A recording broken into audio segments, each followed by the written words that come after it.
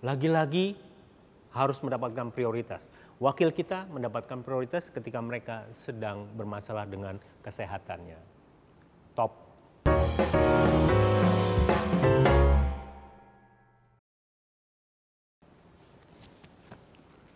Halo Sobat, jumpa lagi di program The Editors Media Indonesia.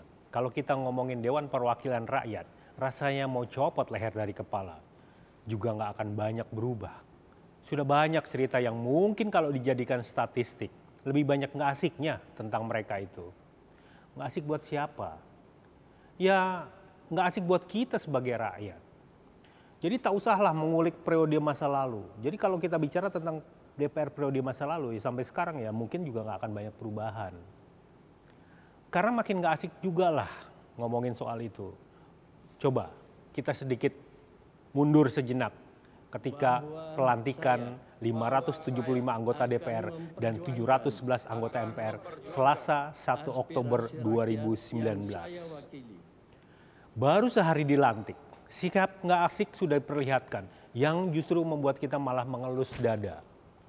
Padahal dada ini makin tipis karena keseringan dielus melihat perilaku mereka. Toh mereka juga nggak banyak berubah untuk itu. Ketika itu ada ratusan, tepatnya 290 anggota DPR yang bolos dari ruang sidang paripurna. Padahal pada saat itu sedang ada pelantikan unsur pimpinan anggota DPR. Jadi pimpinan mereka sedang dilantik tapi anggotanya malah ratusan yang bolos. Artinya cuma 285 orang saja yang duduk manis di ruang sidang paripurna yang nyaman, super nyaman malah. Makanya begitu duduk di kursi DPR yang nyaman, pantat nih susah berdiri. Saking nyamannya mereka. Jadi tak usahlah bertanya kenapa mereka membolos. Cuma buang-buang waktu saja dan kita malah pusing sendiri nanti. Yang ada kita makin jengkel. Belum lagi ada anggota yang tertidur saat sidang. Itu sih bukan cerita baru. Malah sering banget kita melihatnya. Kalau ditanyakan kepada mereka, kenapa mereka melakukan itu? Mau bolos, mau tidur, dan sebagainya. Pasti punya segudang kilah dan tak akan ada sanksi apa-apa dari partainya. Ya paling cuma diomongin rakyat, kalau sekarang ya rame di medsos. Setelah itu ya hilang tertiup angin. Jadi kalau mereka tertidur, ya wajar saja mungkin mereka sedang memikirkan tentang nasib rakyat. Nasib rakyat yang sedang tertimpa pandemi, bagaimana sulitnya melakoni kehidupan, ekonomi yang makin sulit dan sebagainya. Jadi wajar sajalah mereka lelah berpikir. Jadi wajar kalau kemudian tertidur di ruang sidang yang nyaman. Nah, ketika pandemi COVID-19 makin menggila, dari Senayan sana ada yang mengusulkan, ya mungkin bisa membuat kita miris, membuat kita senang, membuat kita menangis, atau mungkin membuat kita meringis karena saking uniknya usulan itu. Apa sih usulannya? Ada yang mengusulkan rumah sakit khusus pejabat yang terkena COVID. Padahal rakyat nggak segitu-gitu amat kalau kena. Usulan itu datang dari Wakil Sekjen Partai Amanat Nasional, Rosalin Iren Rumaseo. Jadi kalau Ibu Rosalin ini mengusulkan itu karena berangkat dari pengalaman pribadi beliau. Ada kawannya satu fraksi yang di DPR terpapar COVID-19. Jadi Ibu Rosalin kemudian berkeluh kesah bagaimana sulitnya mencari rumah sakit ketika pandemi COVID. Jadi ya kayaknya bukan ibu aja lah ya yang susah cari rumah sakit. Kawan-kawan saya juga banyak Bu, malah ada yang kemudian sebelum sampai rumah sakit sudah game point. Belum reda keriuhan publik soal rumah sakit khusus pejabat. Kolega beliau, Saleh Daulay, juga membuat usul yang ya cukup membuat kita senyum sajalah ya. Pak Daulay ini mengusulkan ketika beliau sedang rapat dengan Menteri Kesehatan Budi Gunadi Sadikin. Beliau minta Menteri Kesehatan memastikan wakil-wakil rakyat itu mendapatkan ruang ICU kalau terpapar COVID-19. Lagi-lagi harus mendapatkan prioritas. Wakil kita mendapatkan prioritas ketika mereka sedang bermasalah dengan kesehatannya. Top. Bayangkan, kita aja susahnya setengah mati. Tapi mungkin lah ya, karena kita berpikir bahwa itu adalah wakil rakyat, wakil Anda, wakil saya, wakil kita semuanya. Jadi haruslah kita berikan servis atau pelayanan yang prima, pelayanan yang luar biasa. Jadi wajar-wajar sajalah kalau kemudian ada usulan-usulan yang memang bagi kita rakyat kebanyakan seperti sesuatu yang menyakitkan. Tapi mungkin bagi mereka ya itu hal yang wajar saja. Karena sebagai wakil rakyat rasanya sih sah-sah saja untuk mendapatkan privilege yang berbeda dengan rakyat yang diwakilinya. Analogi saya sih sederhana saja. Tak mungkin ada 200 juta rakyat Indonesia duduk semuanya di Senayan. Uang kapasitas Senayan begitu kecil, jadi cukup ratusan orang sajalah yang duduk di sana sebagai wakil. Karena sebagai wakil, wajar saja kemudian kita sebagai rakyat harus memberikan pelayanan yang kelas 1 lah, kira-kira begitu. Sebelumnya ada pihak Sekretariat Jenderal DPR menyediakan fasilitas isolasi mandiri di Hotel Bintang 3 buat para wakil rakyat yang terpapar corona. Kalau baca-baca berita seperti itu, saya cuma bisa membatin. Ada apa sih dengan negeri ini? Apa yang salah dengan negeri ini? Kok bisa-bisanya wakil saya, wakil Anda, wakil kita semuanya punya pemikiran seperti itu? Saya sebagai penyintas, rasanya makin sesak napas ini. Rasanya makin nggak bisa bernafas. Padahal sudah selesai urusan saya dengan COVID-19. Tapi begitu ada usulan-usulan yang ya menurut saya ya lucu nggak lucu juga. Pada akhirnya justru membuat saya harus berpikir kembali.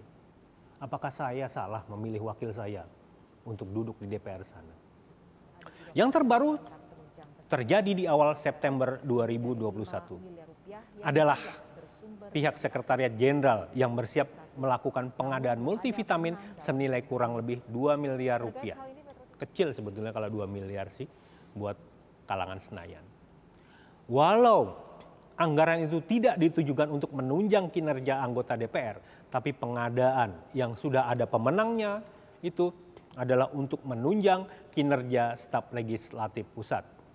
Setidaknya ada 4.344 staf yang kemudian harus sehat.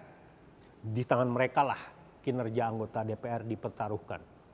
Jadi bisa dibayangkan, kalau stafnya saja kemudian menjadi sakit, kurang sehat, kurang vitamin, bagaimana kemudian para wakil rakyat itu bisa bekerja secara maksimal?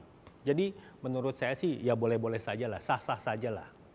Kenapa? Ya karena mereka kan melayani anggota DPR, melayani wakil mereka juga sebetulnya.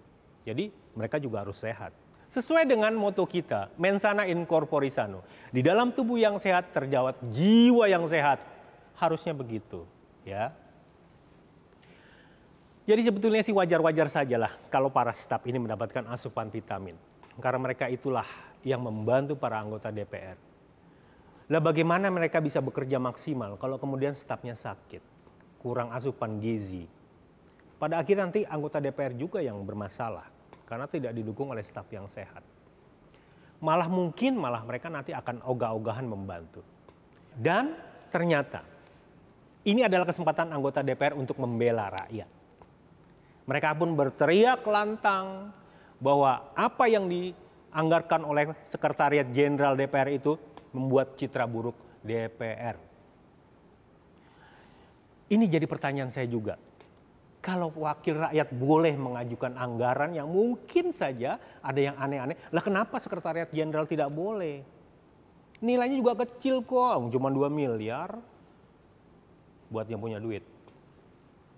Saifullah Tamliha, anggota fraksi Partai Persatuan Pembangunan, mengkritik Sekjen DPR terkait pengadaan multivitamin bagi staf. Mungkin Pak Saifullah juga merasa bahwa hal itu akan mencoreng citra DPR.